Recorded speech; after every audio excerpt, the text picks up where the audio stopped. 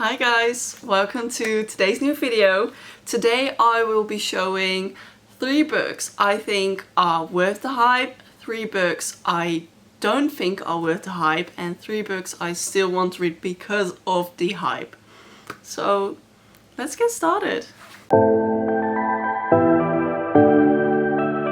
So the first book I think is absolutely worth the hype. Actually over here, it's my favorite book of all time, I'm just gonna say it.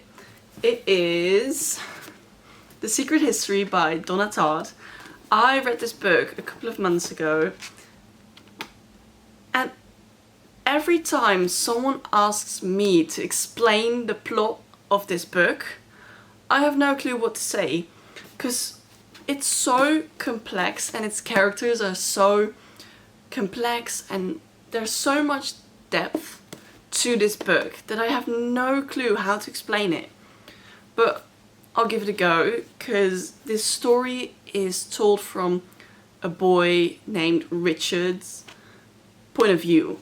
So Richard, goes to this really elite college and he meets a group of people who are all Greek and I think Latin students. So this is like a really pretentious group of people, and they're all pretty weird. I'm just gonna say pretty weird. And there's one friend called Bunny, and this is not a spoiler because it literally says it on the first page of the book. Bunny gets murdered, yeah, by his friends.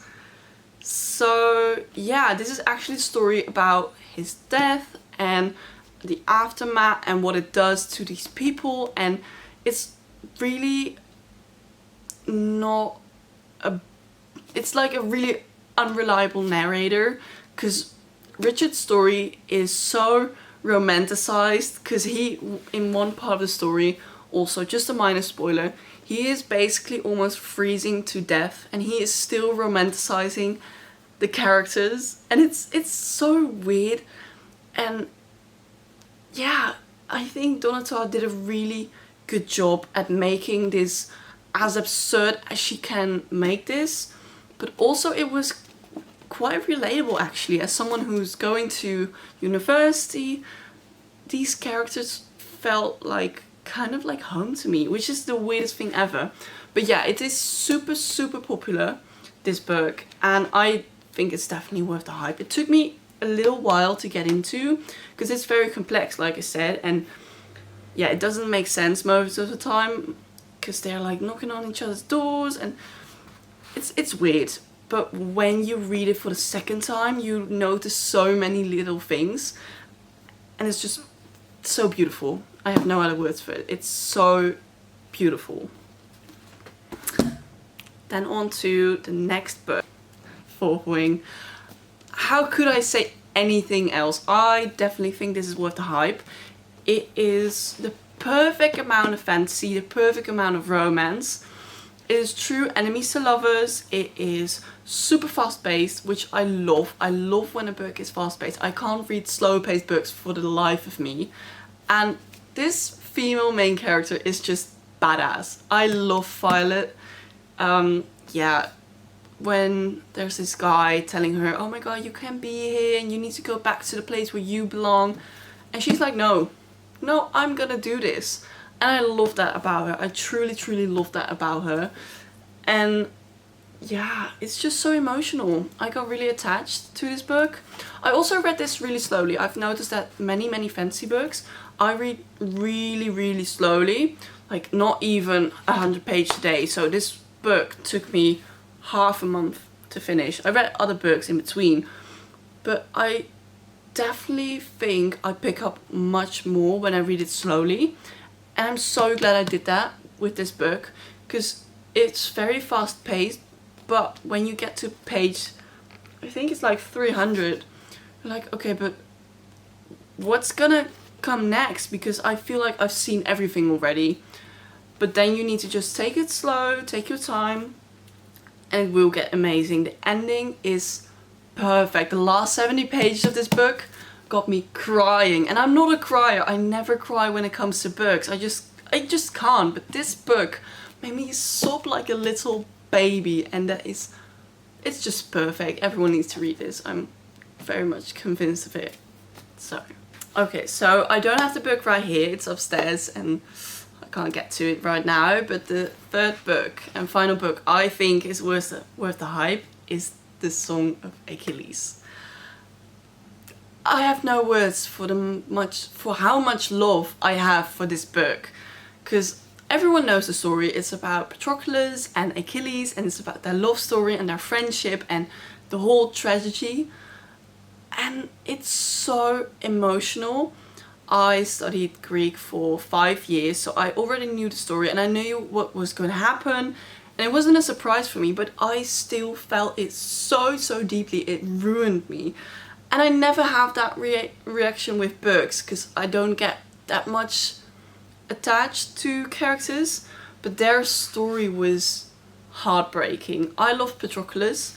When I read the Greek mythology, I didn't really have any feelings for any of the characters, but the way Achilles acted was so frustrating to me in this book. And Patroclus was, he's my baby. I love him with all my heart, and I think Madeline Miller actually did such a great job of recreating the story in such a powerful way, where it was really close to like the original story, but also so magical and so romantic, and it made everyone love both of these characters, and it was just a 5-star read.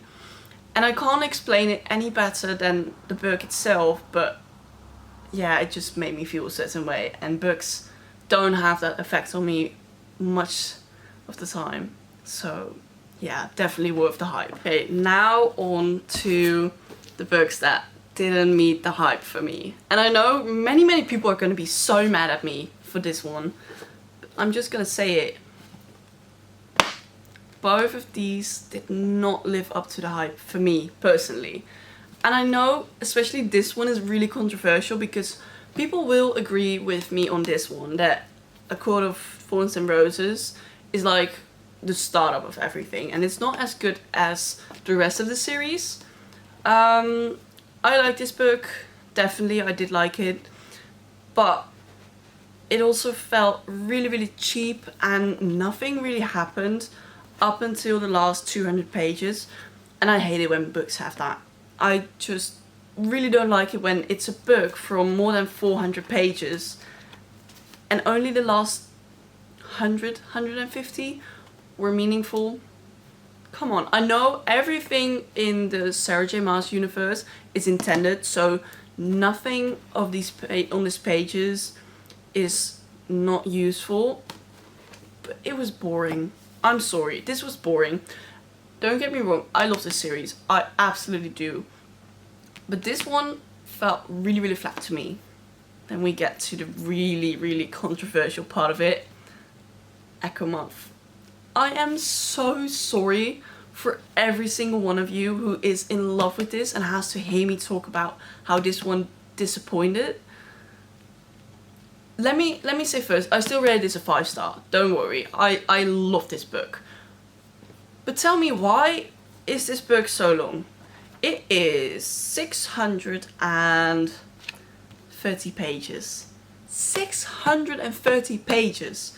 And I think only 300 of them were actually really useful.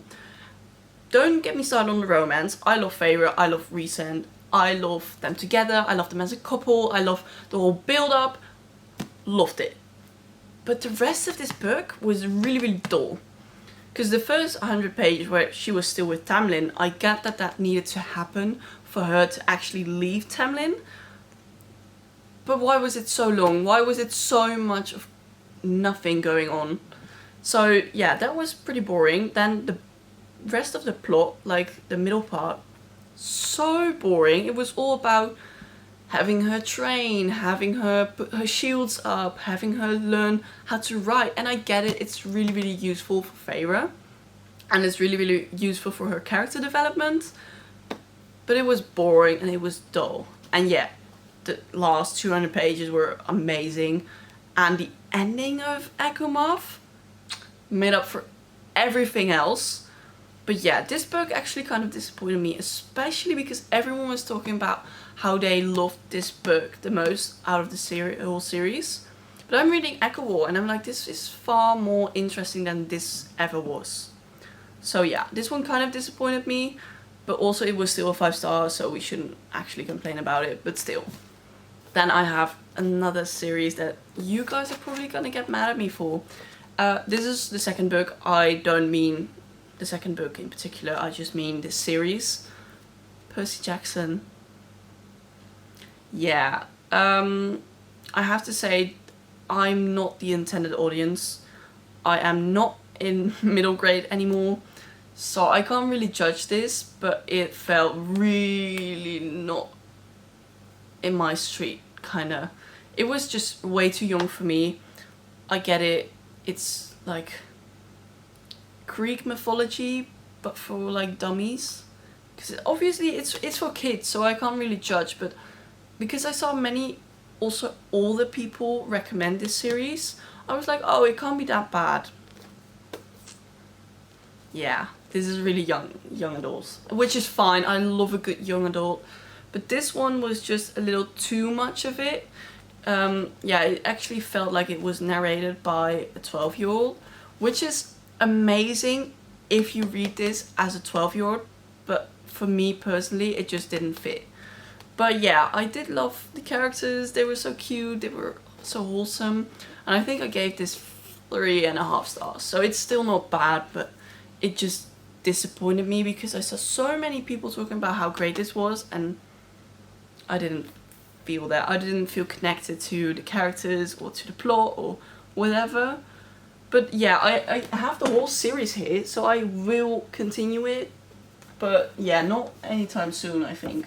Okay, so now we're gonna go on to the books that I'm gonna read because there's so much hype surrounding them.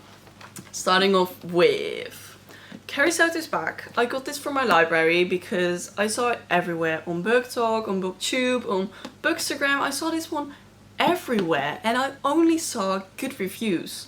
So basically this is about a tennis player, and I think it's a girl who retired and then comes back to tennis because someone broke her world record. I'm not sure actually, but it's a sports book.